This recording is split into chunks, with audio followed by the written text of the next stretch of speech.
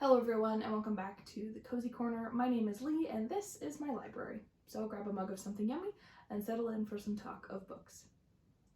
As most of you know, hopefully, March is Women's History Month, and so I thought I would base my TBR this month on the myriad of international women authors that I have on my shelves. Some of them are from previous readathons that I didn't get to, some of them are just picked up because I found them interesting.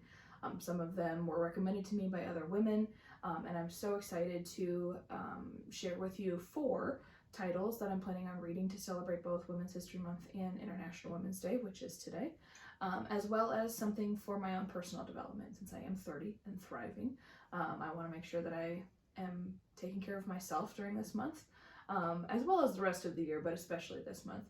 And I actually do have a couple books that I am going to put as honorable mentions for this TBR, because I have more books by international women authors than I have time to read. So some of these that I have picked for this specific TBR are pretty short. So I'm sure in my March wrap-up, I'll include a couple of those honorable mentions. But if you are curious as to what else I have on my shelves that are by international women authors, feel free to comment down below. I'll be happy to share. But for now, I'm just going to focus on the 5 books that I am planning to read this month. So without further ado, let's get on to the books. Also, appropriately today, I'm drinking out of my, this was not planned, by the way, I just love this mug so much, but I'm drinking out of my female authors mug that has a bunch of really famous titles written by female authors. Everything's just aligning, you know? Okay, first we have Please Look After My Mom by Kyung-Suk Shin. And this is a little bit of a domestic thriller. I don't know how heavily thriller it will be, because I don't think it's a thriller in a traditional sense. But basically, this 60-ish year old mom disappears. I think, is it in a... Oh yeah, she gets separated from her husband in a Seoul subway station. And so the rest of her family, her son and daughter and husband, basically go on this frantic search to try to find her. And along the way, they discover secrets about who she is and the life she led and the things she's kept from her family. And I think there's a pretty heavy emphasis on the sacrifices that mothers make in their lives to, one, protect themselves and protect their children. And I think it's going to be really interesting to kind of read the juxtaposition of the kid's image of their mom versus who she was, and the process of her protecting her children from whatever it was that she experienced in her life. They're pretty vague about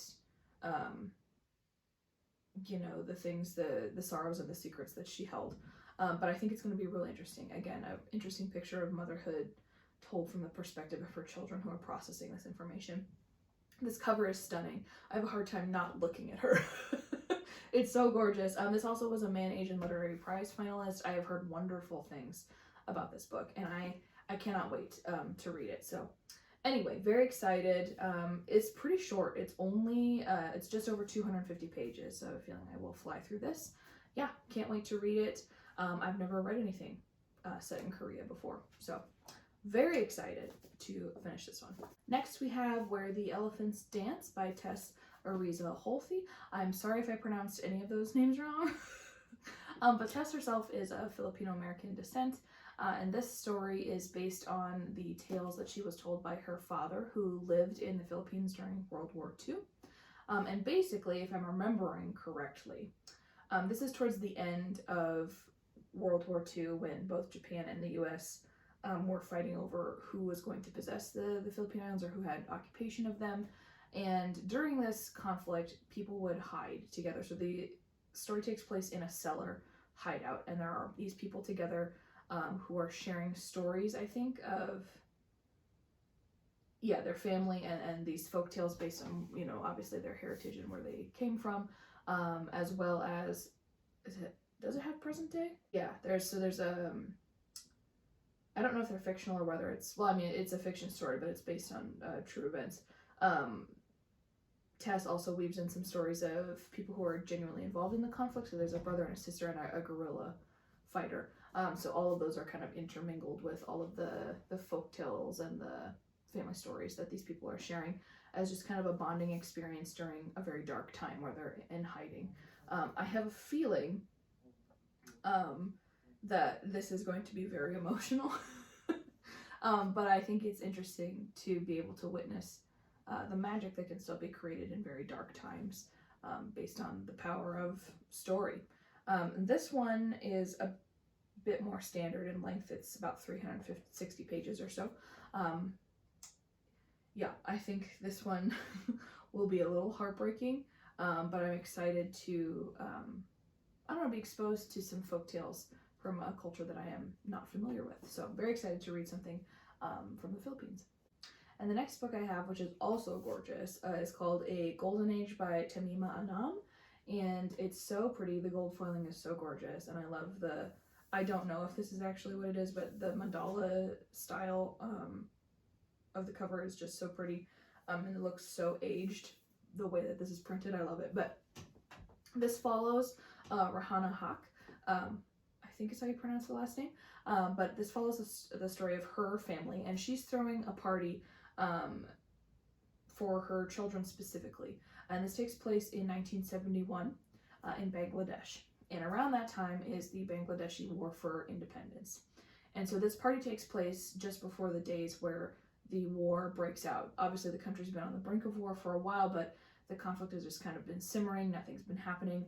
But after this party happens and the days and months unfold afterwards, pretty much everyone in her family is affected by the events of the war. And so she's struggling to keep her family together, as well as facing the hard choices that come from, you know, where your allegiance lies in the conflict. And I think it's going to be a really interesting story because, from what I can tell, this is going to affect multiple people of all, you know, class and rank, from students to politicians to laborers to suburban people. And I think it's going to be a really interesting snapshot, especially for this family. And so, again, another story of what a mother will do for her family, specifically, you know, as independence is questioned. This one is also relatively short. This is just over 270 pages. So again, and it's relatively big print too. So I have a feeling I will fly through this, but I'm so excited because, again, this is a piece of history in a country that I know nothing about. The Bangladeshi War for Independence. I think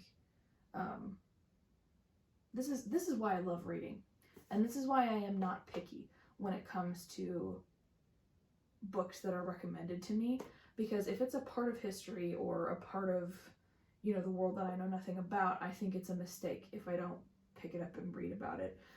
Obviously there is something to be said about reading what you want to read, because there's not enough time nor you know, enough days in your life to read all the books you want. But I would much rather spend some of my reading time learning about the world and about other people. And I especially love this book because I ordered this used on Amazon, and it is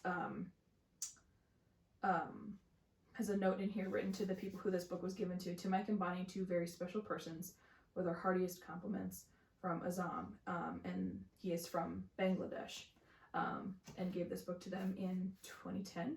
And I love that that's a personal touch. I feel sorry that they had to give it up, but I love that that's a note from someone from Bangladesh who gifted this book to the original readers, and I'm so excited to be able to read this. And again, this won the Best First Book Award, Commonwealth Writers Prize, in 2008. So all of these are award-winning stories that I've literally never heard of.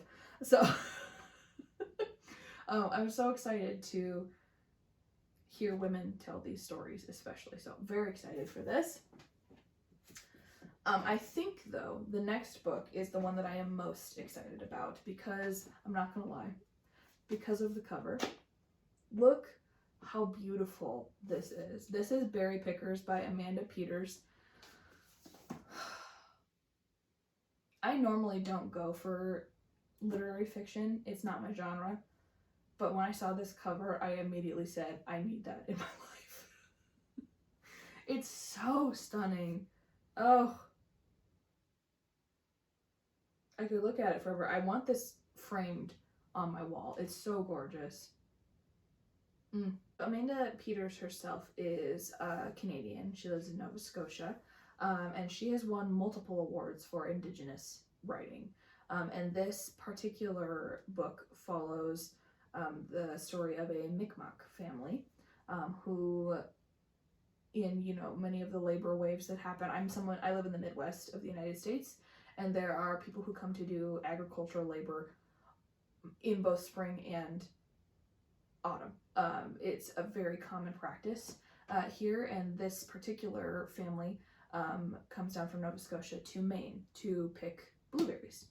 And while the Mi'kmaq family is there, that's the tribe they belong to, their daughter, Ruthie, who's 4, goes missing. And she was last seen by her brother. And then, so it's a part of the story of figuring out where she went, but then it also follows the story of Norma, who is the only child of a very affluent family in the area. And I think, if I'm remembering correctly, yeah, so there's a girl in Maine, obviously where they're working, where she's having a lot of dreams that don't seem like dreams. They seem like they are a part of her, and her family are very emotionally distant from her. And so as she grows up, she's learning all of these secrets about herself and her family. And I have an idea as to why the two stories are connected. This does take place in the 1960s. I have an idea, but I don't want to make too many assumptions. I just kind of want to, this is one of those stories that I feel like I need to just let happen, and go in fully blind and not try to think about what the ending is, because I have a feeling that this story is going to wreck me. I don't know why, it's just the vibe that I get from this book.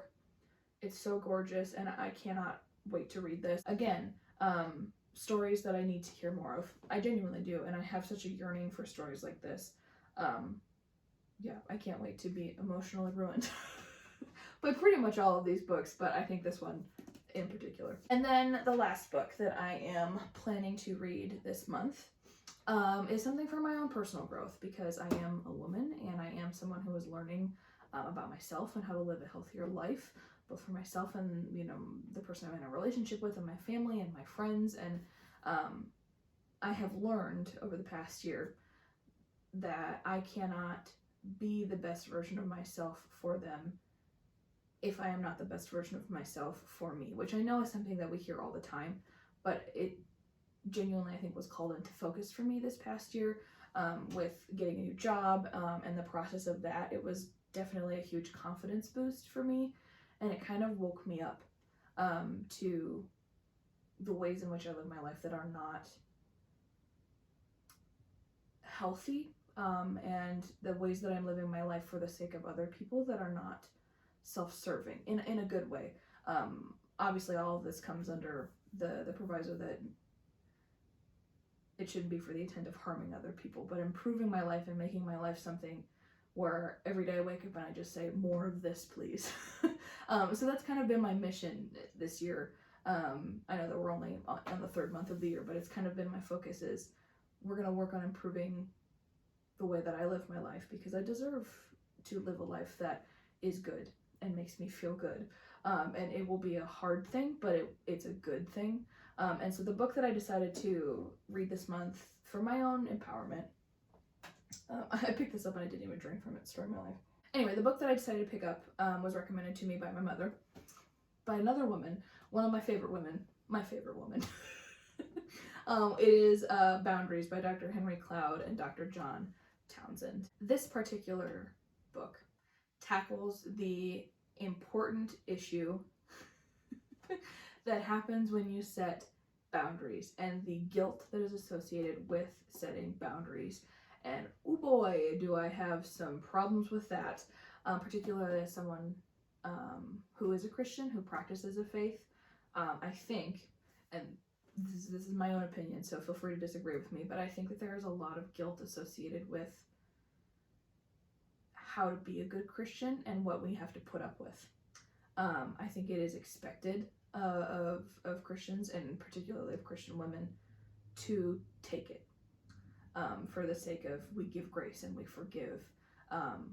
There is no, I think, education on how to set a boundary and not feel guilty because you set a boundary. We talk all the time, and this doesn't apply to just faith, but we talk all the time about values and the values we have. And not compromising on them, or, you know, if you're involved in something that no longer meets your values or holds up to your values, that it's okay to leave that thing. And it has to do with, you know, like the sunken cost fallacy. Well, I've spent so much time with this person, or I've spent so much time in this situation or this job that I can't go because I've invested so much time. It has to mean something. And boundaries can shift. And I think when we do that, particularly if we have a faith background where, you know, we talk about giving grace and we talk about forgiveness and turning the other cheek, that setting boundaries almost feels anti-Jesus in a way, and that's not true. Basically, the whole tagline of this book is when to say yes and how to say no, and how to, you know, take control of your own life and your heart, and how to, you know, guard it, to use the phrase, but also how to, you know, protect your own well-being while still being a good person. And this, I am not perfect at this, especially because I'm also working on in therapy some codependency issues. So I'm reading a book called Codependent No More by Melody Beattie, which is also amazing. And so this is kind of, I think, the next step of that, of recognizing how much I give and being aware of that, which is what codependency is, how much I involve myself in other people, removing that, and then implementing how to put boundaries in place and when to say no, and be okay with saying no, and recognizing that it does not detract from you as a human, it does not detract from how you practice your faith, and it also doesn't diminish the value of the other person on the other side of that boundary. It's just about being healthy. And I think that this is something that I am desperately needing. I'm not going to lie. And so anyway, this is the updated and expanded edition. I would recommend, obviously I haven't read it, but I would recommend exploring stuff like this, especially for a woman, because I think that we as a gender are tasked with taking it. And I don't want to take it anymore. And I would much rather be someone who has healthy separation, and is comfortable with herself, and therefore can allow other people into her life instead of just having no boundaries at all and being pulled in a million different directions. So I'm sure a lot of that was rambling, and I'm so sorry if none of that was coherent, but this is a really important topic to me that I've been focusing on this year, and I can't wait to add another nonfiction. Again, I don't read nonfiction, but boy have I been eating them up lately, so I'm really excited to read this one as well, as part of my own growth during Women's History Month. Anyway, there we go. Those are the 5 books that I'm going to focus on reading in March. Again, I do have a couple honorable mentions. They're down here on the bottom shelf, that if I finish those and I want to pick up something else, I do have a couple. So if you're interested in knowing what those titles are, I'd be happy to share. Otherwise, that's pretty much it. I would love to know, are any of you reading anything in celebration of Women's History Month or International Women's Day? I genuinely enjoy being recommended titles like this. Some days, honestly, they're all I want to consume. So feel free to let me know if you've read any of these, or like I said, if you have anything that you're reading in particular this month. And yeah, that's pretty much it. So thank you for watching. I appreciate your support. Please let me know if you enjoyed this video. You can like and subscribe. It really does help me out, and let me know what you guys want to see. And I appreciate everyone, in particular, all of the women in my life who are such major inspirations to me, whether they are mothers, people who I'm related to, friends, women who are younger than me who I'm watching go through the stuff that I went through. I just am so grateful to be surrounded by so many wonderful women. And thank you to those who particularly support me in this venture, all my fellow women readers. I love you.